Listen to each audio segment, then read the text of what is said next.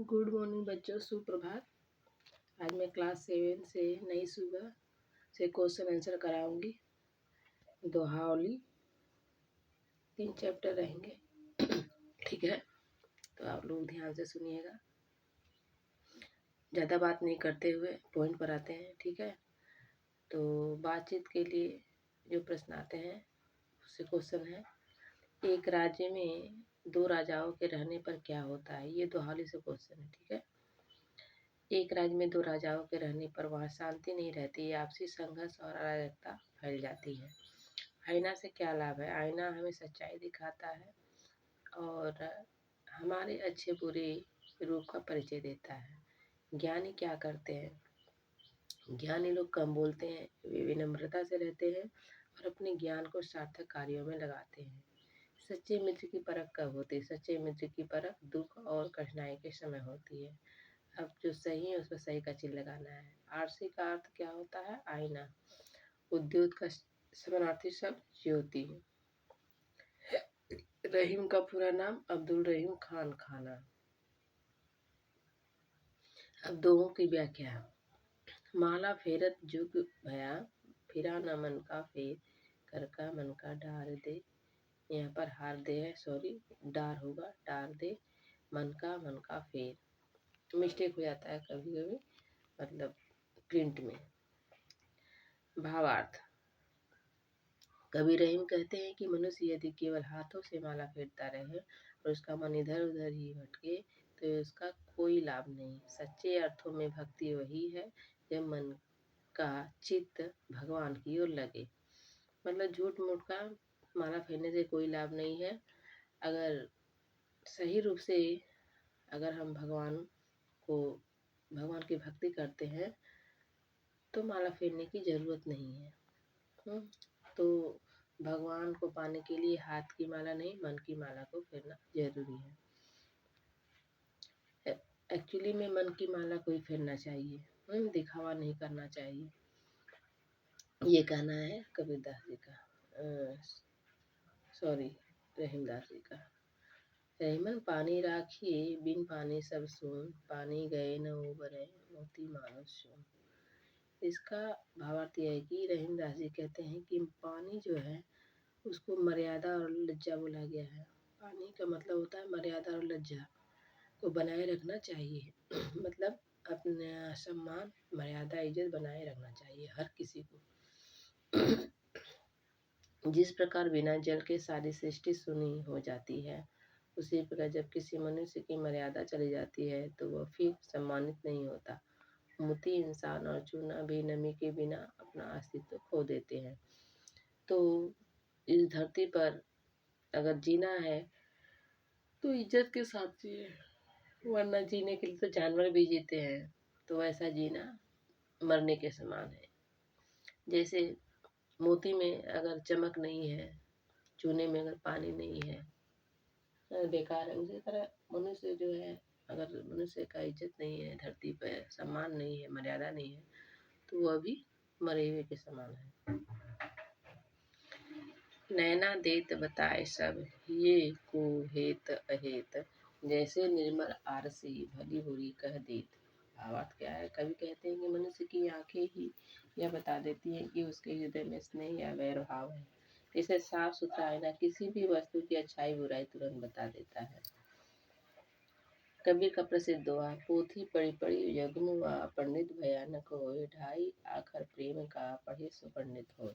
यह दोहा किस कवि की रचना है। यह दोहा कबीरदास जी की रचना है। पोथी और पंडित में क्या संबंध है। केवल पोथियाँ मतलब ग्रंथ पढ़ लेने से कोई सच्चा पंडित नहीं हो जाता। सच्चा ज्ञान तो प्रेम और मानवीय संवेदना से आता है। इस दोहे का अर्थ क्या है। कबीरदास जी कहते हैं कि संसार के लोग पोथियाँ पढ़ते पढ़ते मर गए, लेकिन कोई सच्चा पंडित ज्ञानवान न हुआ। वास्तविक विद्वान वही है जो प्रेम के 2.5 अक्षर पढ़ ले, अर्थात प्रेम करना सीख जाए। ग नंबर, निम्नलिखित प्रश्नों के उत्तर लिखिए। बिहारी लाल किसे और किस रूप में अपने मन में बसाना चाहते हैं। बिहारी लाल अपने आराध्य श्री कृष्ण को प्रियतम रूप में अपने हृदय में बसाना चाहते हैं। कार्य समय पर ही संपन्न होते हैं कैसे। जैसे बीज बोने का समय निश्चित होता है, वैसे ही प्रत्येक कार्य नियत समय पर ही सफल होता है। अच्छे कार्य की पूर्ति में समय लगता है। यह बात कैसे प्रमाणित होती है? जैसे आम का पेड़ धीरे धीरे बढ़ता है और फल देने में समय लगता है, वैसे ही अच्छे कार्यों की सफलता भी धीरे धीरे मिलती है। अपना कष्ट किसी को क्यों नहीं बताना चाहिए, क्योंकि दूसरों को हमारा दर्द सुनकर दुख नहीं होता, बल्कि वे अक्सर उपहास उड़ाते हैं या लाभ उठाते हैं। कष्ट सहना ही श्रेष्ठ है। अब दूसरा आ गया चैप्टर, गोस्वामी तुलसीदास का जीवन परिचय। बातचीत के लिए तुलसीदास जी कौन थे? तुलसीदास मध्यकालीन हिंदी साहित्य के महान कवि और संत थे, जो राम भक्ति और भगवान राम के भजन कीर्तन के लिए प्रसिद्ध हैं। उनका जन्म 11 अगस्त 1532 कुछ स्त्रोतों में 1497 भी कहा गया है, को उत्तर प्रदेश के बांदा जिले के राजापुर गांव में हुआ था। वे राम बोला के नाम से भी जाने जाते थे, क्योंकि जन्म के समय उन्होंने रोना नहीं बल्कि राम शब्द बोला था। उन्होंने रामचरितमानस जैसी अमर कृतियां की रचना की और भक्ति परक साहित्य को समृद्ध किया था। तुलसीदास जी के पिता का नाम क्या था? उनके पिता का नाम आत्मा राम दुबे था। तुलसीदास जी ने कहाँ की यात्रा की? तुलसीदास जी ने हिंदू धर्म की शिक्षाएं प्राप्त करने और राम कथा सुनाने के लिए अयोध्या, काशी, चित्रकूट आदि स्थानों की यात्रा की थी।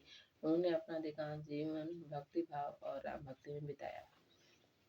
सही विकल्प पर सही का चिन्ह लगाइए। तुलसीदास जी का जन्म जो कहाँ हुआ था? राजापुर। आत्माराम दुबे तुलसीदास के कौन थे? पिता। तुलसीदास जी की माता का नाम क्या था? तुलसी। दीनबंधु पाठक रत्नावली के क्या थे? पिता। तुलसीदास जी की पत्नी का नाम क्या था? रत्नावली। तुलसीदास को राम कथा किसने सुनाई? उन्हें नरहरि बाबा नरहरि दास ने। निम्नलिखित प्रश्नों के उत्तर लिखिए। तुलसीदास जी किस रूप में विख्यात है? तुलसीदास जी हिंदी के महान संत, कवि और भक्त के रूप में विख्यात है। वे राम भक्ति और भक्ति परक साहित्य के प्रसिद्ध रचयिता है। तुलसीदास जी के जन्म के समय देश की हालत क्या थी? तुलसीदास जी के जन्म के समय भारत में सामाजिक, राजनीतिक और धार्मिक संकट था। मंदिरों और संस्कृति को मर्यादा देने के लिए भक्ति पथ पर चलने की आवश्यकता थी। उनके जीवन काल में भारत पर मुगल शासन का दबदबा था और आम जनता धार्मिक संकट में थी। जन्म लेने के तत्काल बाद तुलसीदास जी को उनके माता पिता ने क्यों त्याग दिया? तुलसीदास जी के जन्म के समय उनके मुंह में सभी दांत थे और वे रोए नहीं बल्कि राम शब्द बोला था। ज्योतिष के अनुसार उनका नक्षत्र अशुभ था, इसलिए उनके माता पिता को भय हुआ और उन्होंने उन्हें त्याग दिया। तुलसीदास जी का बचपन कैसे बीता? उनका बचपन कठिनाइयों से भरा था। उनकी माता का शीघ्र निधन हो गया। बाद में उनका पालन पोषण एक दासी ने किया। बाद में वे अनाथ होकर भटकने लगे, परंतु भक्ति और शिक्षा के मार्ग पर बढ़ते गए। तुलसीदास जी वैरागी क्यों बन गए? तुलसीदास जी ने संसार के दुख और मोह से दूर होकर ईश्वर भक्ति और राम नाम सुमिरन में अपना जीवन समर्पित कर दिया। वे धर्म, भक्ति और ज्ञान की राह पर चलकर वैरागी बन गए। तीसरा चैप्टर आता है हमारी गली। बातचीत के लिए भोला बाबू सुबह सवेरे किस बात पर चिल्ला रहे थे? भोला बाबू सुबह सवेरे गली में फैली गंदगी और कूड़े के ढेर पर चिल्ला रहे थे। घोषाल कौन सी भाषा बोल रहे थे? घोषाल बांग्ला भाषा बोल रहे थे। वकील का क्या कार्य होता है? वकील का काम मुकदमे करना और उसका फैसला करवाना है। सही विकल्प पर सही का चिन्ह। हमारी गली पाठ की साहित्य की कौन सी विद्या है? एकांकी। हमारे गली पाठ में कौन सी समस्या उठाई गई? गंदगी। मुन्नी किसकी बेटी है? तिवारी जी की। पाठ में बांग्ला भाषा में कौन बोलते हैं? घोषाल। गली में कूड़ा किसने डाला था? शर्मा जी ने। किसने कहा? अरे इससे पहले मैं आपका सिर फोड़ दूंगा, भोला बाबू ने कहा। चुपचाप मुकदमा ठोकर फैसला कर लीजिए, वकील साहब ने कहा। ये की होलो रे बाबा, घोषाल बाबू ने कहा। लड़ाई झगड़ा को तौबा कीजिए जनाब अहमद साहब, असल बात है गंदगी, इससे इन्फेक्शन। डॉक्टर।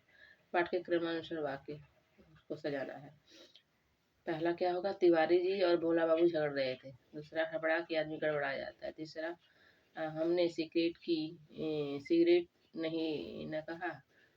चौथा होगा, जब बात पूरी हो जाए तो जी कहिएगा। मोहल्ले की हालत इसीलिए खराब है। ये लास्ट होगा पांचवा। निम्नलिखित प्रश्नों के उत्तर लिखिए। भोला बाबू की समस्या क्या थी? भोला बाबू की समस्या यह थी कि गली में बहुत कूड़ा करकट फैला हुआ था, दुर्गंध आ रही थी और लोग सफाई नहीं कर रहे थे। तिवारी जी क्यों नहीं निकल रहे थे? तिवारी जी इसलिए नहीं निकल रहे थे क्योंकि गली में इतना कूड़ा पड़ा था कि रास्ता बंद हो गया था और चलना मुश्किल था। वकील साहब और घोषाल बाबू क्या चाहते थे? वकील साहब चाहते थे कि मुकदमा कर दिया जाए, जबकि घोषाल बाबू चाहते थे कि शांति रहे और झगड़े की बजाय समाधान निकल जाए। तिवारी जी ने ऐसा क्यों कहा कि मुन्नी को जो सिखाया जाएगा वही कहेगी? तिवारी जी ने यह इसलिए कहा क्योंकि मुन्नी छोटी बच्ची थी, उसे जैसा बताया जाएगा वैसा ही वह बोल देगी। मुन्नी ने तिवारी जी के बारे में क्या बताया? मुन्नी ने तिवारी ने बताया कि गली में कूड़ा तिवारी जी ने नहीं बल्कि शर्मा जी ने डाला था। तो बच्चों, आपका 3 चैप्टर इस नई सुबह से मैंने कंप्लीट करवाया है, सो इसको आप नोट डाउन कर लीजिएगा। सो आज के लिए इतना ही। धन्यवाद।